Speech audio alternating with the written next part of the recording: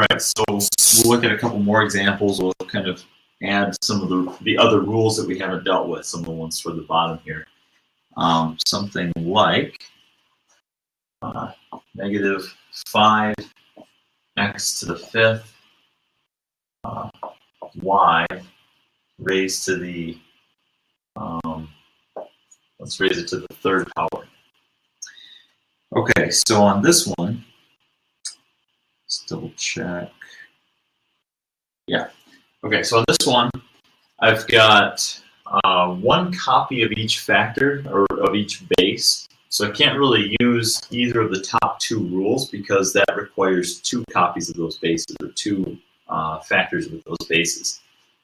But what I can use, because I have a product in parentheses raised to a power, I'm going to use the product to a power rule, or second to the bottom rule.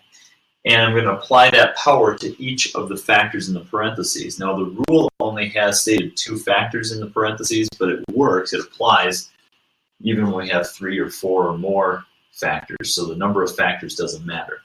Essentially, the 3 that's on the outside applies to all of the factors on the inside. And so I'm going to write my first step doing that. And I always write these out just nice and slow and filling in all the detail, because it's easy to get lost, especially when there's negative numbers and other things going on. So the first step is to write each of these raised to the 3rd. So it's negative 5 raised to the 3rd. It's x to the 5th raised to the 3rd. And then the y to the 3rd, I'm not going to bother putting parentheses around that. It's just y to the 3rd. Okay. All right, so then from there, I'm going to evaluate each of these. A negative number, this is a negative in the parentheses, raised to an odd power is negative, right? So it's negative 5 times negative 5 times negative 5, which is negative 125. Hopefully you guys know that 5 to the 3rd, 5 times 5 times 5 is 125.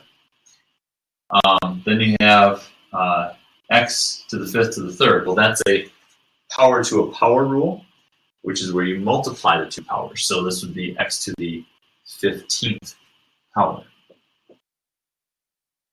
Okay.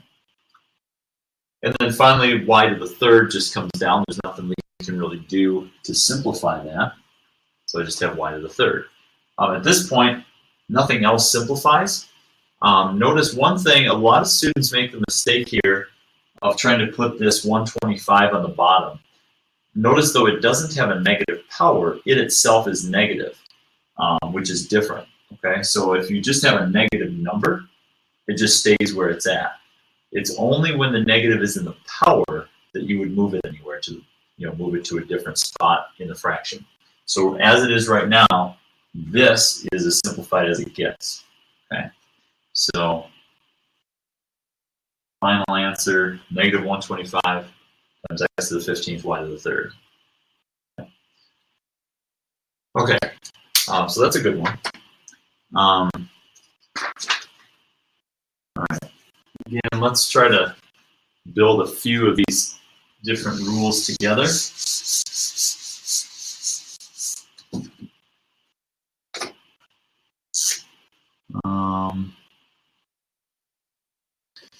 Okay, let's try something like negative 3 x to the negative 3rd, y to the 0, z to the 4th, all raised to the negative 2 power. All right, so this one's all over the place. It's got, several of these rules are going to take place. Okay. Again, the first thing I see, is that we have a 0 power. And if I can simplify in the parentheses first, think order of operations. If I can simplify in the parentheses, I'll do that. It usually makes the rest of the problem a little bit quicker. So I'm going to go ahead and do that. I'm going to leave the negative 3, the x to the negative 3, but the y to the 0 is really just 1, right? So this thing here is really just equal to 1. And if I multiply by 1, I'm not changing anything. so I don't really need the 1 in there, right? So if you multiply by 1, it just kind of cancels out. And then we have z to the 4th. So anytime you have a y to the 0 or power, or anything to the 0, it equals 1. Okay? And if you're multiplying by it, we don't really need it. Then we also have this -2 on the outside. Now, some people would create the fraction on the inside and work there. I'm going to go ahead and just distribute this power using the product to a power rule and then deal with the negative powers at the end. Okay. Some people like to get rid of the negative powers at the beginning. What's really interesting about these is when you're applying multiple exponent rules in the same problem, they're interchangeable. And so you could actually do this in multiple different ways and still come up with a correct answer. It's a little bit unlike the order of operations, where the order of operations is a very specific order in which you do them. Here, these rules apply kind of interchangeably, which is nice.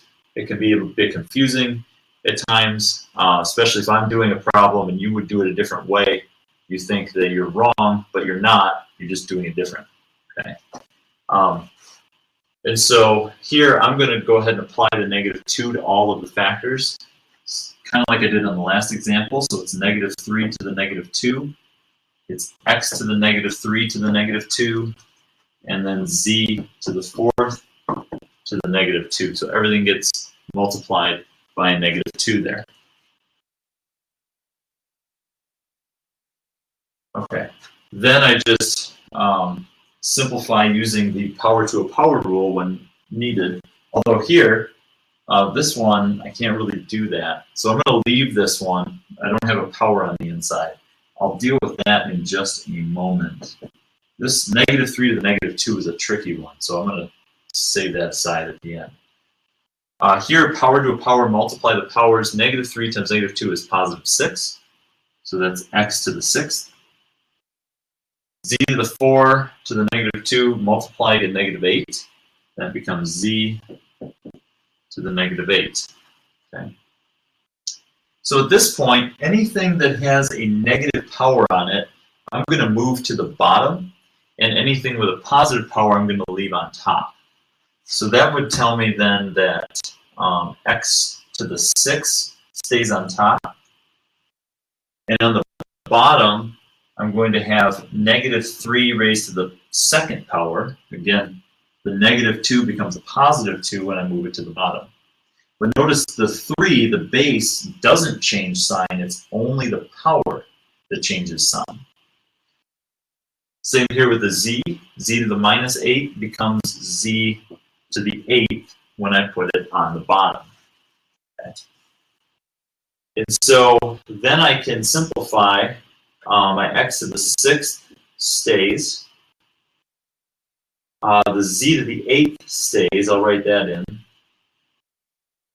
But the -3 squared, well, remember then that a negative raised to the 2nd power is positive because we really have -3 times -3. And that gives you +9. So this becomes 9 on the bottom. Okay. At this point, I have nothing else that I can really simplify, so it's x to the 6th over 9z to the 8th. That's my final answer.